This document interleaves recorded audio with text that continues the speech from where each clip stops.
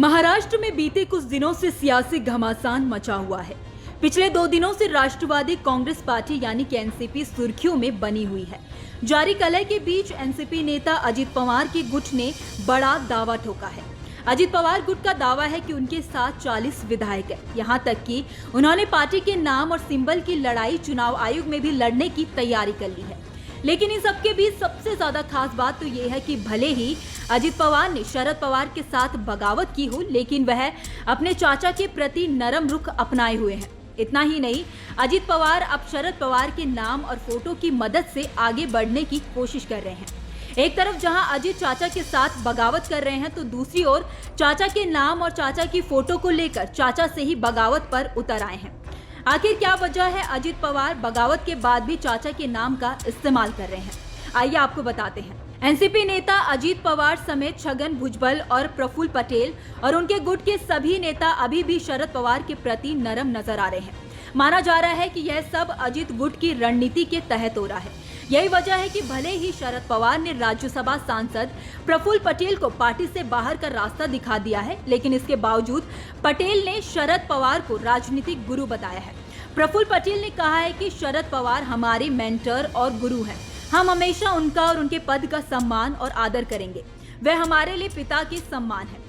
आपको बता दें कि अजित पवार गुट चाचा से बगावत करने के बावजूद उनकी फोटो का इस्तेमाल करने में हिचक नहीं दिखा रहे हैं। अजित पवार ने मंगलवार को एनसीपी के नए दफ्तर का उद्घाटन किया था। इस दौरान भी शरद पवार की फोटो लगाई गई थी। इतना ही नहीं, उनके सभी कार्यक्रमों में लगे पोस्टरों में भी शरद पवार नजर आ रहे थे। बुधवार को बुलाई गई विधायक दल की बैठक में भी शरद पवार के पोस्टर लगाए गए हैं।